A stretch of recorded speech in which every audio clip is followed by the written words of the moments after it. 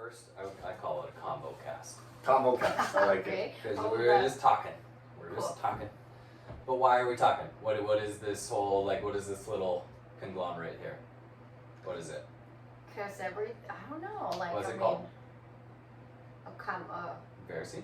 Oh, Versi, you mean? Oh, I thought you were Uh-huh. talking about the combo. What's your question? Well, why are we organizing here Why are we tonight? organizing What's the here whole thing tonight? here? Well, we kind of want to start a dialogue and introduce ourselves. Oh you yeah? know, Okay. To just Well, who are you? I hope you know me. I mean, come on. I mean. Who are you? I'm April, Uh-huh. and I'm a buyer. So we started. I've always wanted to, be part of something bigger than just, to work for someone else's company or to just buy stuff. I wanted to. Okay, what is a buyer actually? What is a buyer? That's a good question. Because, You're a professional shopper?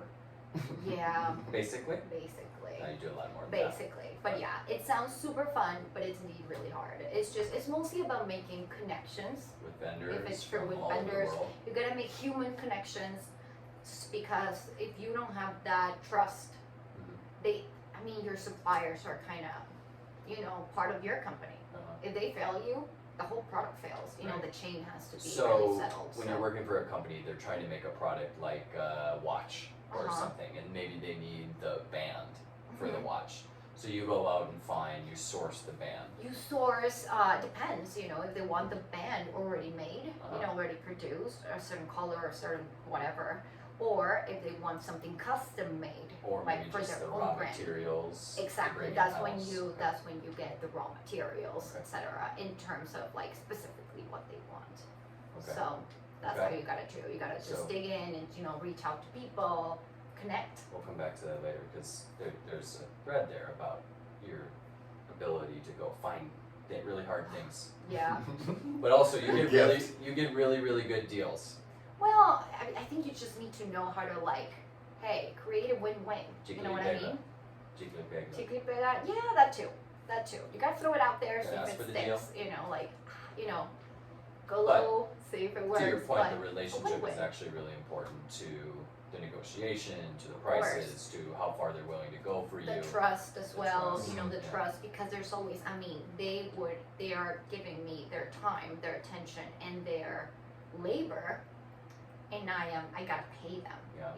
and I gotta be attentive that they're actually giving us or sending us the materials that we actually need in terms of quality, quantity, whatever. Right. And also, if they do not trust me, it would be so difficult to maintain something that would work. How do you develop trust with them? Well, you gotta meet them. It's same as hiring someone. I mean, that's the way I see it. How do you it's meet somebody in China though that you're working with? soon. You gotta, ask. You gotta introduce yourself, who you are, who you work for, what kind of negotiator are you? Are you gonna be all hands on, or are you just gonna be more I'll give you the order or not? You gotta be on top, and they gotta be as if they were your colleagues. They are your colleagues Mhm. actually. So you work with them every day. You check up on it. You gotta follow up. You gotta follow up. You gotta follow up. So sometimes since they're your colleagues, you work with them every day. It just naturally happens if you're open to it. A relationship starts, Mm-hmm. and even maybe a friendship. Yeah. After a while, I've got a bunch of friends who are vendors because I don't know, When when you're I started in interacting that LA, much. I was there every day. It's very much a relationship-based economy. It's the people that I would see every day. I would have lunch with them. How's your family? I want to know about you. So when you develop or know a little bit more about the actual person, the actual human behind the name of their position, vendor, supplier, whatever it is, you kind of get to understand a little bit more of why they do the things they do, why they are where they are right now, Mm-hmm. what brought them there, and what they want. Mm-hmm. So, and they know about you, so you kind of, it's the same that as in a normal relationship, I So guess. you're talking it's- about, this is actually interesting, you're talking about what you do, but how does that relate to who you are? because they're actually Well- highly correlated. I Yeah. think. I think so. I mean, that's a good question. Like if somebody asks, "Who are you? What are you about? Who am I? How do you answer that?" Who am I? Ooh, that's a very difficult question. I We could don't probably think, actually do it better for each other than we would be able Yeah. to do it alone. I think so. Do you want me to do it for you? Okay, wait. I think I'll say it and then you gotta correct me. Okay. Because it might be Alright. fun to see it that All right, way. let's hear it. Okay. So I think I am. I don't know. I consider myself a pretty simple human. You know, like. False. Wrong off the Okay, bat. I consider myself. I Not consider true. myself a very Not complicated simple. human, apparently. You're an onion. I didn't say I'm an you were wrong. onion. I'm an onion. Yes. Yeah. I think you have. But also, I layers. think we are all humans are complicated. We are all very complex, you know, in our own ways. Yes. It's not that we are complicated, it's just there's complications when we try and understand each other because we're all so different. I think maybe better know, said like- is that you are made happily with simple things. Yeah, I think I You're don't made I happy don't with simple things. yeah, exactly. I don't think I need much to be like happy. What mostly fills me up is actually human interaction. Always. Oh, you mean like all those relationships you have with vendors and the ones you have lunch with and everything? I like, love it's just I Uh-huh. love listening to people. I love listening about their life. I mean, I think it has like a little bit to do with me. Like before I you know like studied business and everything. I wanted to be a psychiatrist. Yeah. You know, I love to know and go deep into why people are the way they are specifically, and how to help them be better in terms when they're sad and when they're not feeling, you know, as Which is achieved. a huge benefit for me as your fiance. It's awesome. well. Thank you.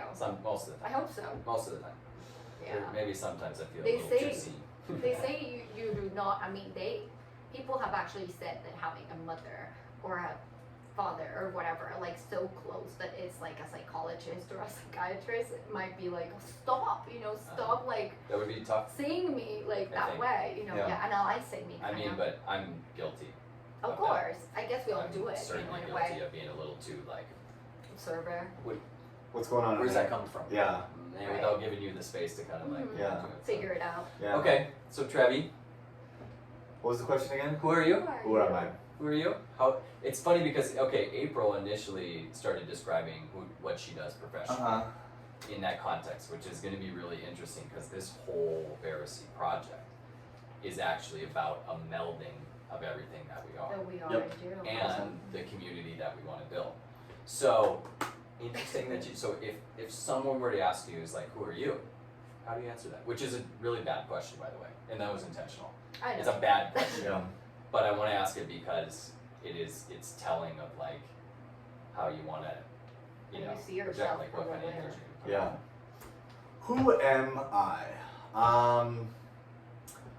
I'm a person that put. Resident Just- fun guy. just like I think in this where all three of us even resonate with each other on, like we want to make people feel comfortable. Mhm. Like we really strive to, you know, in the interactions that we have on having that kind of that comfortability with anybody that we're interacting with. I think I'm a nice guy. You're, Sometimes you're a nice guy. sometimes to a fault. You are. Sometimes it to has a fault. backfired. It has It backfired. has gotten We you may into actually talk trouble. about that at some point. Goodness. I should write that down actually. I like to make people laugh. I could consider myself kind of a goofball to some extent. Just a little bit. Just a little I bit. mean, just the elf on the shelf, you Just- know, yeah. custom made it for me. As of lately, not as of lately, but I feel like I am a creative. It's just I think I haven't necessarily scratched that muscle a lot within the last 10 years at least, like maybe in a professional way. Mhm. I think it's always been there in some way, shape, or form, whether it's like, creating something, whether it's a costume or whether it's a video or whether it's, some piece of art or something like that. I think I've always been drawn to that, but I've never, I don't think, had the discipline to sit down there and pursue that as like a long-term thing. Interesting. But yeah, I think that's, Why do you think you haven't pursued like creativity as a career?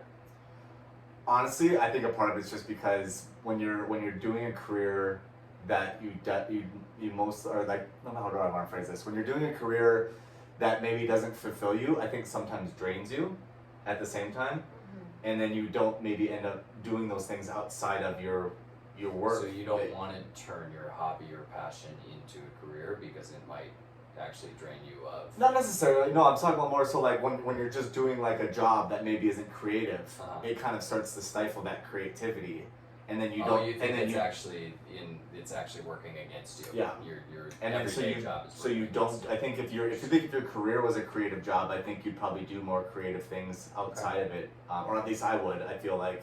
Well, this whole kind of experiment is about giving us a venue to do things we love with people we love, right? So so the project is Verisy, and I want to talk a little bit about like what does Verisy actually mean. So if you break down the word, originally this word came from Verisy, and we spelled it as in very see, as in very yes, which is how April heard it.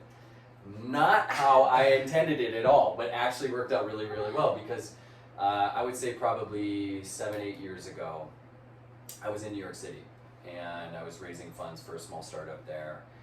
And I recognized even then how every piece of news, in fact, every piece of news that came in front of us had some kind of angle. It was coming from that filter we talked about a little bit earlier. Like there was always some kind of ulterior motive or some kind of slant, because how can you separate it from your own personal intention? Tough to find and objective, ego, right? Like there's objectives. very little objectivity. And so my idea was that we would create a news site kind of like Quora, where the best answers come to the top, or Reddit, where you actually vote the best answers to the top, and instead of voting to the top, maybe you have that, but you also vote side to side to show which side of the issue this particular piece of information falls on in support or in, contrast to. And so the word that I stumbled across was verisimilitude. And if you break that word down into its parts, vera or verisy was truth. Vera. It's a root in Latin that is, you see everywhere. Verdad. See? Spanish. Right? That is truth. And similitude is actually similar to, or to mimic.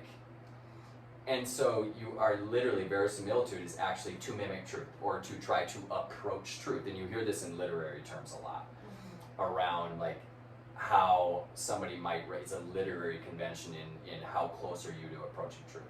And the reality is, and what you realize very quickly, is that you're never actually seeing objective truth. In the world, everything we do in art, in news, and information is an approach to truth. Only the universe and God and nature are truth, right? Or however you want to package that, right? We are truth, your cells are truth, but like everything humans create is one step away from truth. And so you try to be as close as you possibly can be. So we adapted that word as we were talking about this. What we really wanted to help people do was see things clearly. See things clearly. And that requires a whole adventure into how we see the world, what's in front of us, what are actually the true north parameters to use. So like, how do you navigate the world and know what is true? Like, what are you seeking? Is happiness the ultimate outcome?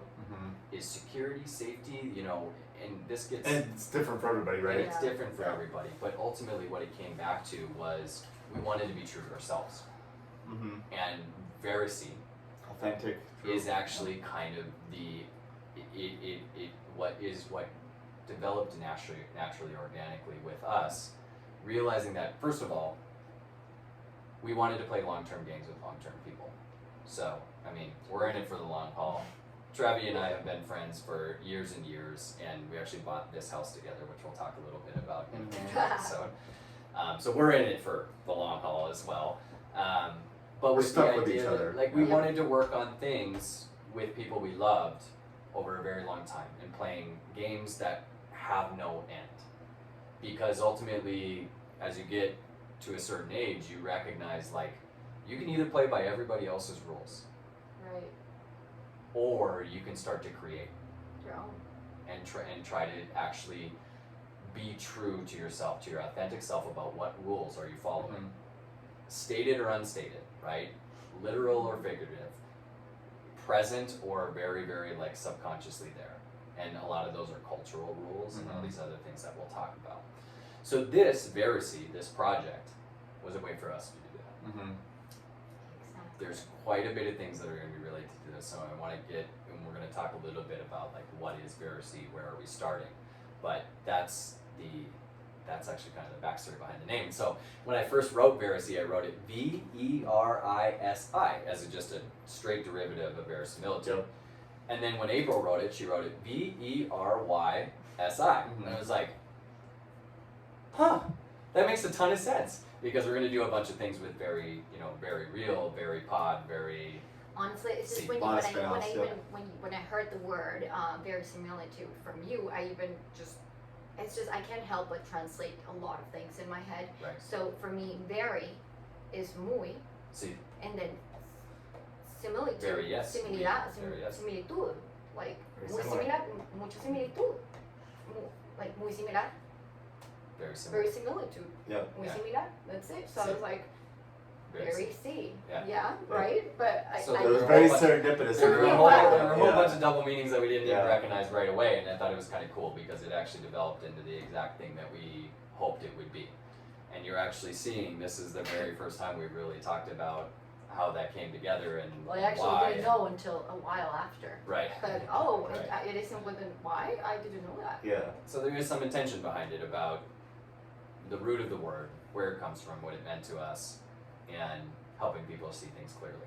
And I think that very much summarizes Verisy, what we're trying to do.